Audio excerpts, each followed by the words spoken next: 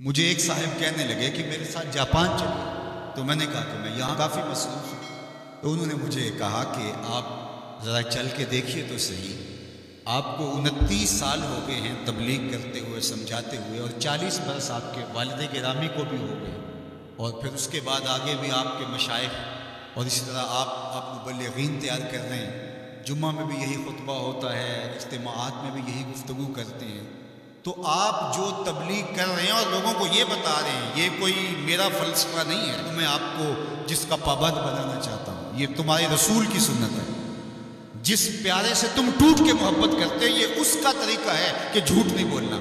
کہا سمجھا کے 29 سال جس قوم کو ہو گئے ہیں، آپ جاپان میں دیکھیے وہ کر رہے ہیں، کسی مذہب نے نہیں یہ بتایا، ان کی ماں کی گود سے تربیت ملی کہ جھوٹ نہیں بولنا، اس کی ماں کی گود سے تربیت ملی کسی سے دھوکہ نہیں کرنا، کسی سے فراڈ نہیں کرنا۔ کیا ہماری مائیں جو حضور پر درود پڑھنا سکھاتی ہیں، یہ کیوں نہیں سکھاتی ہیں کہ کسی سے فراڈ نہیں کرنا، کسی سے دھوکہ نہیں کرنا؟ ہم کیا منبر و محراب سے ساری زندگی اب اسی مشن پہ لگے رہیں گے کہ یہ نہیں کرنا، اور دنیا کو تسخیر کرنے کا خواب شرمندہ تعبیر رہ جائے گا؟ یار جب بچہ ہوتا ہے کچی کلاس کے اندر، تو اس کو پورنے ڈال کے دیے جاتے ہیں، آپ کو اگر یاد ہو تو، اور اس کے اوپر وہ لفظ لکھتا ہے، اور وہ میٹرک تک چلا جائے، ابھی تک پورنے ہی جو ہے اس کو ڈال کے دینے پڑے، تو پھر وہ کس طرح ماسٹر کرے گا؟ یار ابھی تک ہم سچ بولنے کے عادی نہیں ہوئے، پوری کائنات کے اندر محمد عربی کا دین کیسے پہنچائیں گے؟ ہم کیسے پہنچائیں گے؟ دنیا کہاں سے کہاں چلی گئی اور ہم کہاں کھڑے؟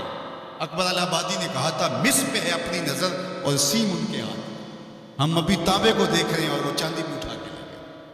اب وہ کائنات کو تصحیح کرنے جا رہے ہیں، اور ہمارا بھی یہ مرحلہ طے نہیں ہوا کہ ہم سائے کو تنگ نہیں کرنا چاہیے، ہمارا یہ مرحلہ طے نہیں ہوا کہ کسی کو تکلیف نہیں دینی چاہیے۔ انسانی سوسائٹی، انسانی معاشرت کے خط و خال ہے واضح، اور اسلام نہ بھی ہو تو کفر کے معاشروں کے اندر بھی یہ پایا جا رہا ہے کہ ہم سائے کو تکلیف نہیں دینی، کسی کو دکھ نہیں دینا، فراڈ نہیں کرنا، جھوٹ نہیں بولنا، 2 نمبر چیز نہیں بیچنی۔ اور ہم کیا ہیں؟ ہم تو دوائیوں کے اندر بھی ملاوٹ کر لیتے ہیں، اور مسلمان ہم ہیں جیسے ہم عاشق رسول ایسے زمانے میں کوئی نہیں، اور جو جان بچانے والی دوائیاں ہیں ان کے اندر بھی ہم ملاوٹ کرتے ہیں۔ ہمیں شرم آنی چاہیے، ہم کھڑے کریں، دل مسلمان ہے تیرا نہ میرا، تو بھی نمازی میں بھی نمازی، پڑھے جائیں نمازیں، یہ ٹکرے ہیں اور کچھ نہیں۔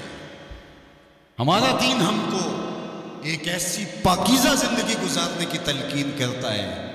یار ہمارے سامنے حضور کا نقشہ ہو، ہمارے سامنے حضور کی تعلیمات ہو، اتنا نور برس رہا ہو ان کی سیرت کے انوار کا، اور پھر بھی ہم اپنی زندگی جو ہے وہ درستی نہ کر پائیں، تو پھر کیا ساری زندگی ہم یہی کام کرتے رہیں گے؟ ساری زندگی یہی کہتے رہیں گے کہ جھوٹ نہیں بولنا، جھوٹ نہیں بولنا، کہتے رہیں گے ہم، اس سے انکار نہیں ہے، لیکن کائنات کو تسخیر کیسے کریں گے جب اس مرحلے سے نہیں نکلیں گے؟ تو میری آرزو یہ ہے کہ دیکھو، میں نے اپنی قبر میں جانا ہے، آپ نے اپنی لحد میں اترنا ہے۔